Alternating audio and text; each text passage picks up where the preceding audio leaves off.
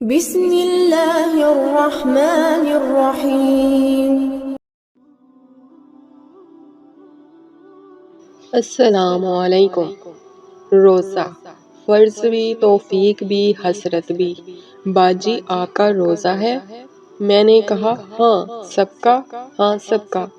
23 مارچ کے سبب سب گھر میں موجود تھے۔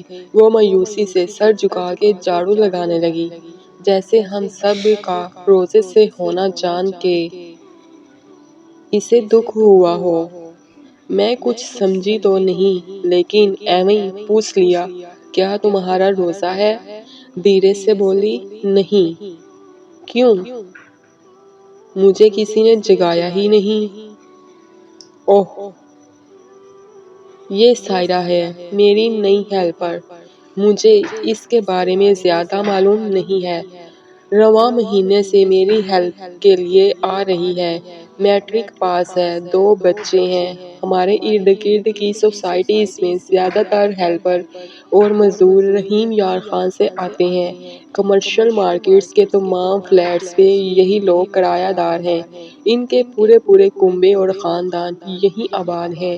ہر عورت آپس میں نند بھابی ہے یا کوئی چاچی کے وٹے میں ہے، کوئی مامی کے، کوئی پھوپھی کے تو کوئی خالہ کے۔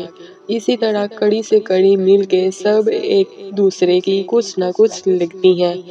فلیٹ کے 8x8 کے کمرے اور برآمدے کا کرایہ 14-15 ہزار ہے، جس میں گیس نہیں ہے اور پنکھے بھی نہیں لگے۔ ان کے مرد کوشش کر کے ایک فلیٹ کرائے پر لے لیتے ہیں اور جتنے اس میں ٹھونسے جا سکتے ہیں ٹھونس جاتے ہیں۔ کمرے کی زمین پہ اپنے اپنے حصے پہ چادر بستر بچھایا اور سو گئے۔ کرایہ مل بانٹ کے جمع کر لیتے ہیں۔ سوسائٹی کے تقریباً 3-4 بلاکس میں روزانہ لنگر بانٹا جاتا ہے، وہیں سے ان کے کھانے پینے کا انتظام ہو جاتا ہے۔ اپنی عورتوں کو کام پہ بھیج دیتے ہیں، موبائل اور رابطے اپنے پاس رکھتے ہیں، مطلب دیر سویر یا چھٹی کی صورت میں باجیاں ان سے ہی پوچھ پڑتال کرتی ہیں۔ ان کے پاس رابطہ نمبر یعنی موبائل نہیں ہے۔ ہر گھر سے ماہانہ کتنے پیسے لیتی ہیں، پائی کا حساب مردوں کے پاس ہوتا ہے۔ ہاں، باجیاں جو جوتے کپڑے عنایت کرتی ہیں، ان سے ان کے ٹشن بن جاتے ہیں اور چھوٹی یا موٹی رقم صدقہ خیرات یا خدا ترسی میں ملتی ہے، اسے یہ چھپا لیتی ہے۔ لیکن مردوں کو پتا ہوتا ہے کہ ان کے پاس کہیں نہ کہیں ایک اندر کھاتا بھی ہے، جسے وہ اپنی ہی سیونگز سمجھتے ہیں اور کسی نہ کسی ایمرجنسی کے بہانے سے نکلوا لیتے ہیں۔ بیچ باؤ پھر دودھ ڈال کے سلنڈر پہ چائے پاپے کا ناشتہ بن جاتا ہے اور مرد موٹر سائیکل پہ اپنی بیویوں اور بچیوں کو ان کے کام کی جگہ پہ ڈراپ کر جاتے ہیں، جہاں سے وہ ایک گھر سے دوسرا اور دوسرے سے تیسرا چوتھا گھر نپٹا لیتی ہیں اور گھروں کو واپسی کی راہ لیتی ہیں۔ دوپہر کا کھانا مرد اور بچے لنگر سے کھا لیتے ہیں اور عورتوں کے لیے کھانا لا کر رکھ دیتے ہیں۔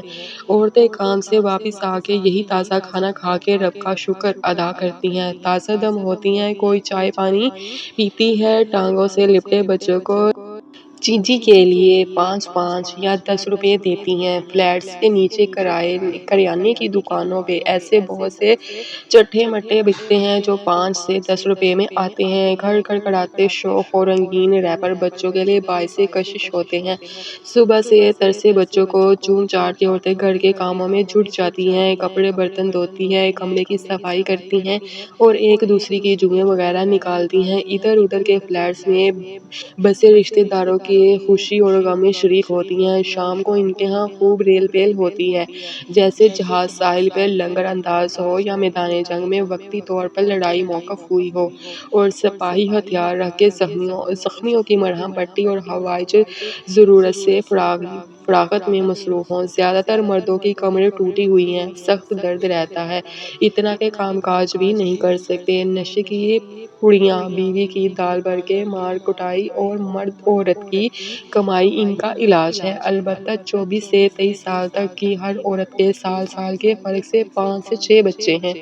لاکھ خرابیاں ہوں، بھلے نشے میں ٹون رہیں یا عورتوں کو مارے پیٹے، سنبھل کے رہتے ہیں۔ یہ وہ بھی جوڑ نہیں ہے، نہ ان کی عورتیں گھروں میں چوریاں کرتی ہیں، البتہ جوتے، کپڑے، برتن اور روپے پیسے کی مانگ تانگ بہت زیادہ کرتی ہیں۔ بتاتی ہیں کہ یہ رحیم یار خان اور گردنوا میں صرف بھوک ہی بھوک ہے، یہاں کم سے کم روٹی کپڑا تو مل جاتا ہے۔ ایک خاندان کا ایک فرد وہاں سے نکل آیا اور اس کا پاؤں اڑ گیا تو سمجھے خاندان بھر کا دبئی کا ویزا لگ گیا۔ جی ہاں، اسلام آباد ان کے لیے دبئی جیسا ہے، پھر خاندان میں اسے جھوٹ کمالے جیسی حیثیت اور ٹریٹ ملتی ہے۔ جتنی عورتیں اتنی کہانیاں، جو صورتحال بیان کی ہے وہ اکثریت کی ہے۔ کچھ عورتیں ایسی بھی ہیں جن کے مرد 2، 3 یا 4 بچوں کا تحفہ دے کے انہیں چھوڑ چکے ہیں، یا کہیں پیچھے ہی کمر توڑ کے نشے میں دھت بیٹھے ہیں۔ عورتوں نے بچوں کی بھوک سے تنگ آ کے رحیم یار خان چھوڑ دیا ہے۔ یہاں کسی نہ کسی کے ساتھ پارٹنرشپ اور سرپرستی میں فلیٹ میں رہائش رکھی ہوئی ہے۔ ان لوگوں میں طلاق کی شرح نہ ہونے کے برابر ہے۔ ایک دفعہ نکاح ہو گیا تو تمام زندگی کے لیے گرہ لگ گئی۔ اگر ایک طلاق دی جائے گی تو خاندان کی پوری زنجیر ٹوٹ سکتی ہے، کیونکہ سب رشتہ بٹا سٹا میں ہے، اس لیے طلاق کا تصور نہیں ہے۔ بیوی کو کوٹنے پیٹنے کی سب مردوں کو مکمل اجازت بلکہ حق حاصل ہے، وٹے میں چچا ہو یا بھتیجا، کسی کو کوئی فرق نہیں پڑتا۔ سرپرستی کا مطلب مکمل سرپرستی ہی ہے۔ وہ سنگل پیرنٹ قبیلے سے بغاوت کر کے کسی بھی طرح اکیلی نہیں رہ سکتی، اپنے کام آنے جانے کے اوقات اور فرما برداری سے اپنے سرپرستوں کے حکم سے روگردانی نہیں کر سکتی۔ البتہ اسے یہ فائدہ ہے کہ فلیٹ کے ماہانہ اخراجات میں حصہ ڈالنے کے بعد وہ اپنی کمائی اپنے پاس رکھ سکتی ہیں۔ اس کا مرد تو ہے نہیں جسے وہ اپنی کمائی کا حساب دے۔ 25 سالہ سائرہ کی سرپرست یہاں اس کی پھوپھیاں اور چاچی ہیں۔ اسے پیر میں دھاگا باندھی چڑیا جتنی محدود اڑان اڑنے دیتے ہیں، بس دانہ دن کا چگنے جتنی اجازت دیتے ہیں۔ اسے ایک گھر فل ٹائم اپنے ساتھ 25,000 کی تنخواہ، کھانا اور رہائش دینا چاہتا ہے، لیکن اس کے چچا کی مرضی نہیں ہے، اس لیے اس کی بھی مرضی نہیں ہے۔ روزہ فرض ہے، پھر بھی اسے پا لینا ہر کسی کے بس کی بات نہیں ہے۔ کچھ لوگ دل سے چاہتے ہوئے بھی رکھ نہیں پاتے کہ وسائل نہیں ہیں، کچھ کے پاس تمام وسائل ہوتے ہیں لیکن توفیق نہیں ملتی۔ سائرہ کے سرپرستوں نے کل نہیں جگایا تھا کہ سحری میں حصہ دار بنانا پڑے گا، اس لیے وہ روزہ نہیں صرف حسرت رکھ سکی۔ اس کہانی کو لکھنے کا مقصد یہ نہیں ہے کہ مجھے ان باکس کیے جائیں کہ سائرہ کے لیے سحر و افطار کا ذمہ کوئی اٹھا لے، کیونکہ سائرہ آج روزے سے ہے۔ مقصد یہ ہے کہ اپنے چندے دور دور بیٹھے لوگوں تک بھیجنے کی بجائے اپنے ارد گرد نظر رکھیے اور دین کے مطابق حقداروں تک پہنچائیے۔